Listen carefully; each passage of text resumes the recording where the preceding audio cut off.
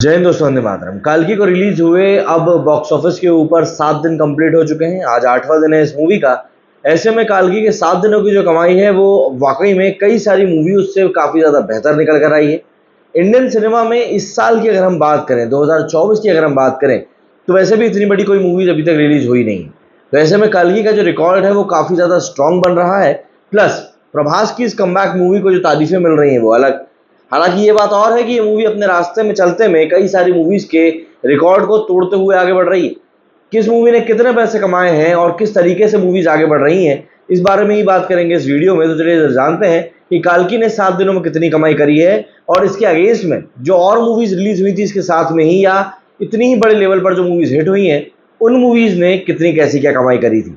लेकिन आपको आगे बढ़ने से पहले बता दूं कि इस मूवी में प्रभास और अमिताभ बच्चन ने जो काम करके दिखाया है वो काम वाकई में शानदार है। बल्कि ये कहना भी गलत नहीं होगा कि अमिताभ बच्चन ने कहीं ना कहीं प्रभास को ओवरशैडो कर ही दिया है। चलिए जरा जानते हैं कि क्या कुछ रहा है काल्की का अभी तक का रन।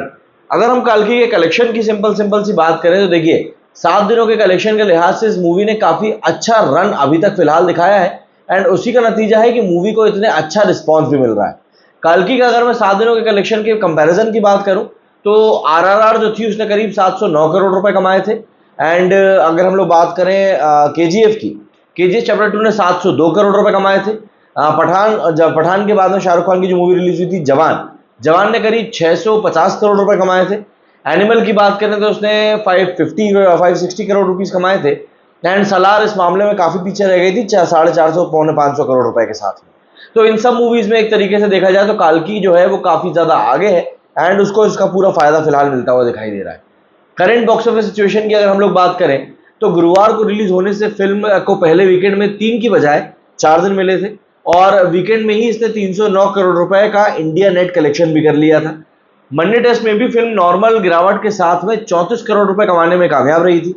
ट्यूसडे को भी इसकी फिल्म में एक कमाई में गिरावट देखने के लिए मिली थी, बट उसके बावजूद भी इस मूवी ने 27 करोड़ रुपए का तो कलेक्शन जो था वो निकाल ही लिया था।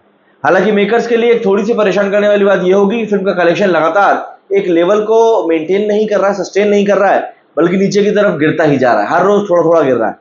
सैकनल की रिपोर्ट के मुताबिक बुधवार को फिल्म की कमाई में फिर थोड़ी सी कमी देखने के लिए मिली और 7 दिनों में मूवी ने जो कलेक्शन निकाला है 7वें दिन वो 23 करोड़ रुपए गिर गया। बॉक्स ऑफिस का हिसाब शुक्रवार से शुक्रवार का होता है, इसलिए गुरुवार को रिलीज हुई कल की 2019 एडी को फर्स्ट वीक कलेक्शन के लिए 8 दिन का समय मिलने वाला है। हिंदी की अगर हम बात करें तो मंगलवार को हिंदी में 13 करोड़ रुपए कमाने वाली काल्की ने बुधवार को हिंदी वर्जन से 11.5 करोड़ रुपए कमाए हैं। बहुत मामूली सी गिरावट के साथ आया कलेक्शन बताता है कि हिंदी में फिल्म की जो जबरदस्त कमाई है वो अभी भी अच्छी चल रही है। प्रभास की फिल्म का जो नेट हिंदी कलेक्शन है वो 7 दिनों में 152 करोड़ रुपीस हो चुका है और ये काफी बेहतरीन कलेक्शन है। इसने 2024 में हिंदी का सबसे बड़ा फर्स्ट वीक कलेक्शन भी निकाला है। ऋतिक रोशन की फाइटर ने जहां अपने पहले हफ्ते में 140 करोड़ रुपए निकाला नेट कलेक्शन किया था, वही अजय देवगन की शैतान ने पहले हफ्ते में 81 करोड़ रुपए का कलेक्शन किया है। हिंदी फिल्मों में इस साल सबसे बड़े बॉक्स ऑफिस कलेक्शन करने का रिकॉर्ड फाइटर का ही नाम है, जिसका लाइफ टाइम कलेक्शन 213 करोड़ रुपए था। इसके बाद दूसरे नंबर पर शैतान थी 149 करोड़ के लाइफ टाइम कलेक्शन के साथ में। प्रभास की काल्की ने 7 ही दिनों शैतान को पीछे छोड़ दिया और अब हिंदी की दूसरी सबसे कमाऊ मूवी इस साल की वो बन चुकी है। जनता से मिले बेहतरीन वर्ड ऑफ माउथ की वजह से माना जा रहा है कि काल्की 2019 रेडी दूसरे वीकेंड में एक अच्छा जंप लेगी और दूसरे वीकेंड पर प्रभास की मूवी ऋतिक रोशन की फाइटर का जो कलेक्शन था उसको भी पार कर लेगी। अगर मैं आपको मोटे तौर पर बताऊं तो इस मूवी ने अभी तक 392 करोड़ रुपीस कमाए हैं 7 दिनों में। अगर हम तेलुगु लैंग्वेज की बात करें तो तेलुगु लैंग्वेज में इस मूवी ने 202 करोड़ रुपीस कमाए, मतलब 200 करोड़ का आंकड़ा इस मूवी ने अकेले इस लैंग्वेज के सेगमेंट में पार कर लिया। इसके अलावा अगर हम तमिल की बात करें तो 22 करोड़ रुपए इसने तमिल में कमाए। हिंदी की बात करें तो 152 करोड़ मैंने आपको बताया ही। कन्नड़ा में इस मूवी ने 2.6 करोड़ रुपीस कमाए हैं और मलयालम में 13.4 करोड़ रुपीस। तो ऐसे में इस मूवी का जो टोटल इंडिया नेट कलेक्शन है वो 392 करोड़ रुपीस हो चुका है। अगर हम लोग इसके ग्रॉस कलेक्शन की बात करें तो ग्रॉस कलेक्शन इसका 467 करोड़ रुपीस हो चुका है। वहीं अगर हम लोग 7 दिनों के ओवरसीज कलेक्शन की बात करते हैं तो ओवरसीज कलेक्शन इसका 173 करोड़ रुपए हुआ है। ऐसे में इन टोटल इस मूवी ने 7 दिनों में 640 करोड़ रुपीस का कलेक्शन दुनिया भर में कर लिया है।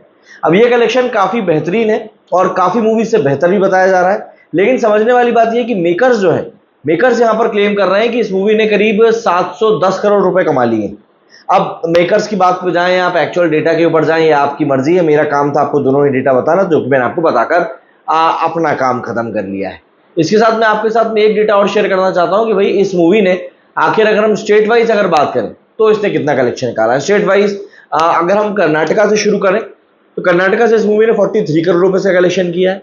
आंध्र प्रदेश तेलंगाना की बात करें 198 करोड़ का कलेक्शन किया है। यहाँ से सबसे ज्यादा कलेक्शन इसका निकल कर आया आंध्र प्रदेश तेलंगाना सर्किट में, क्योंकि प्रभास की अच्छी खासी एक इमेज है, बड़ा स्टार है वहां पर वो। तमिलनाडु की बात करें तो 27 करोड़ का कलेक्शन हुआ है। केरला की अगर बात करें तो केरला से करीब करीब 17.3 करोड़ का कलेक्शन निकल कर सामने आया है।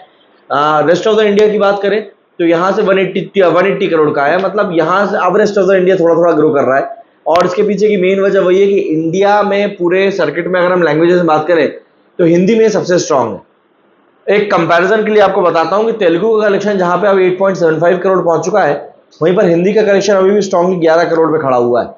और तेलुगु का जो कलेक्शन है वही सबसे मेजॉरिटी के रूप में सबसे ज्यादा तेजी से गिर भी रहा है, जो कि इवेंचुअली प्रभास की इस मूवी को हर्ट कर रहा है। ये बात एक समझने वाली है।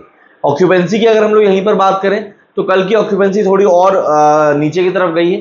31.08% की ऑक्यूपेंसी गई है। यहाँ पर मॉर्निंग शोज में 18.69% का ऑक्यूपेंसी गया है, आफ्टरनून शोज में 25% का गया है, इवनिंग शोज में 38% का गया है और नाइट शोज में 43% का गया है। वीकडेज के हिसाब से देखा जाए तो ये गिरती हुई ऑक्यूपेंसी भी काफी बेहतर ही है। बॉलीवुड की तो कई सारी ऐसी मूवीज रहती हैं जिनकी की ऑक्यूपेंसी 12-15% तक गिर जाता है, तो उनसे तो भाई ये डबल ट्रिपल ही चल रही है।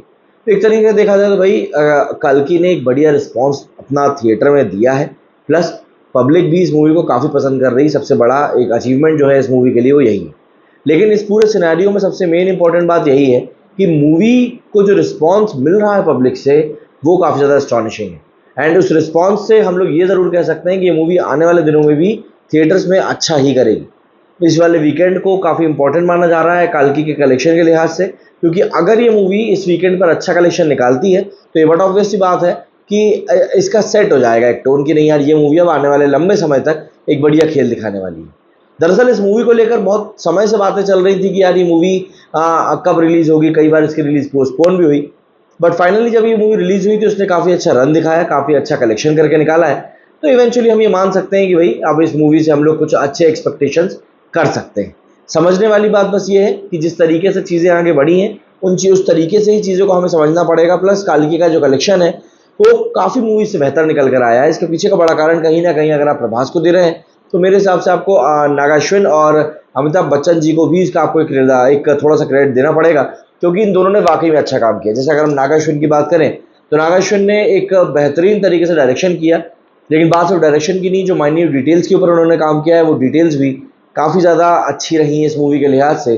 प्लस अमिताभ बच्चन ने तो अपने लाइफ का सबसे बेहतरीन किरदार निभा दिया ऐसा लग रहा है। क्या कहना चाहेंगे आप लोग इस बारे में, कमेंट करके ज़रूर बताएं। मेरे इस वीडियो फिलहाल इतना ही। जय हिंद, जय भारत।